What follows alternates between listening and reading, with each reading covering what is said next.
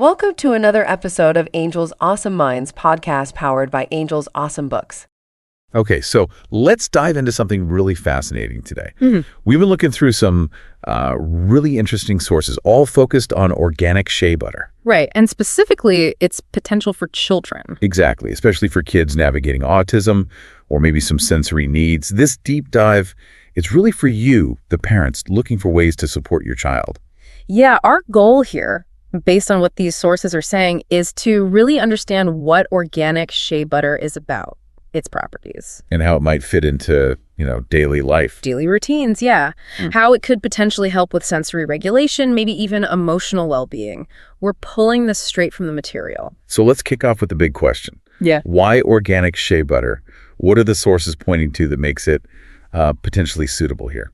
Well, the standout thing seems to be its natural composition. It's very gentle. Gentle how? The sources emphasize it's naturally free from a lot of common triggers you find elsewhere. Things like, harsh chemicals, artificial smells, preservatives. Stuff that can easily irritate sensitive skin. Exactly. And instead, it's apparently packed with good fatty acids for hydration, plus vitamins like A and E, and compounds that might have a mild anti-inflammatory effect. Okay, avoiding irritants makes sense. But how do the sources connect that gentleness to helping specifically with sensory challenges, like touch or smell sensitivities? That's a key point they raise. For many kids with these sensitivities, certain textures or strong smells can be genuinely distressing. Right. So the sources explain that organic shea butter has this really smooth sort of melt-in-your-hand texture. It's less likely to cause that tactile ick factor compared to maybe a sticky lotion. Okay. Less fight putting it on. Potentially, yeah. And because you can get it totally unscented or just add a tiny, tiny bit of a kid-safe essential oil, you dodge that big olfactory overwhelm, that strong smell trigger.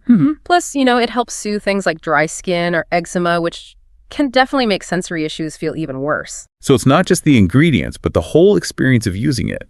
I noticed the sources also touched on benefits beyond just the skin, something about emotional or behavioral support. Absolutely, and this is where it gets quite interesting. The material suggests the actual act of putting on the shea butter can be, a tool. A tool how? For some kids, that slow, rhythmic massaging motion can offer deep pressure input. It's kind of like a gentle, calming squeeze all over. That makes sense. That deep pressure input can be very regulating. Exactly. It can help manage that feeling of sensory overload, maybe dial down anxiety a bit. And if you make it part of a routine... Like after bath or before bed? Precisely. That predictability helps signal what's coming next. It can be really grounding, give a child a bit more sense of control, and maybe even help lessen the intensity of meltdowns. And I saw the sources mention it could be a bonding thing too. Yeah, they frame it as this potential moment of connection through touch, especially important maybe for children who find verbal communication more challenging. That's lovely.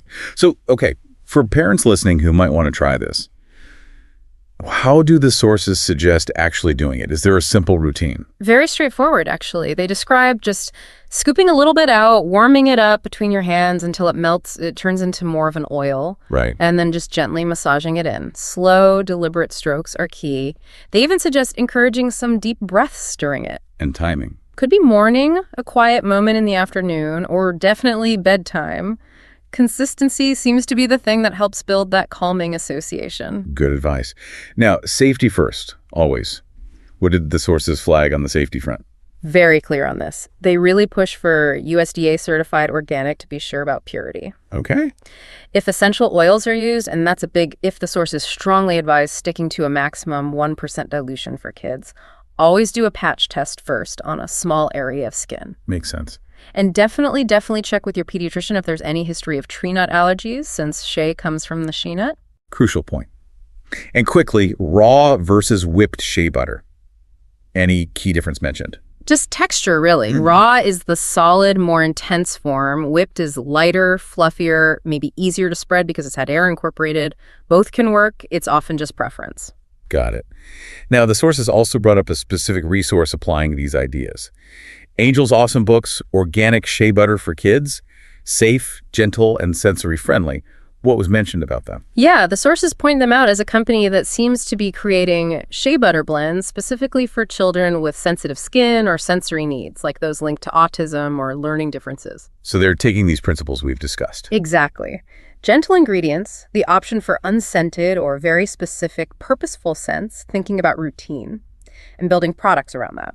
The sources give examples like blends aimed at relaxation for bedtime, or others for maybe helping with minor congestion using scents like eucalyptus. Interesting. Like their Baby Blue blend mentioned for transitions. Right, using scents like lavender and bergamot, aiming for soothing and maybe helping with body awareness during application. Or cherry blossom for just joyful sensory exploration.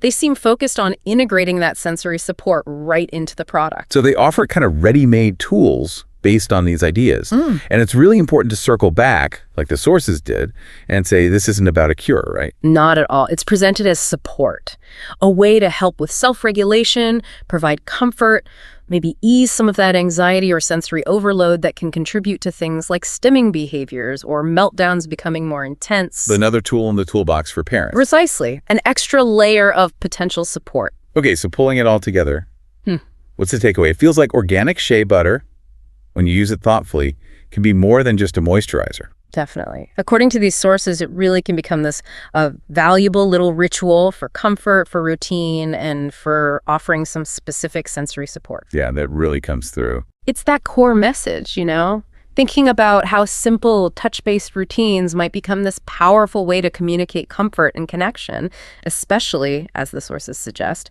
for kids who express themselves differently. It leaves you wondering, what other everyday items might hold surprising potential for supporting sensory needs? Definitely something to think about until our next deep dive. Thanks for listening to Angel's Awesome Minds podcast. Don't forget to visit Angel's Awesome Books at angels-awesomebooks.com for more tips and resources.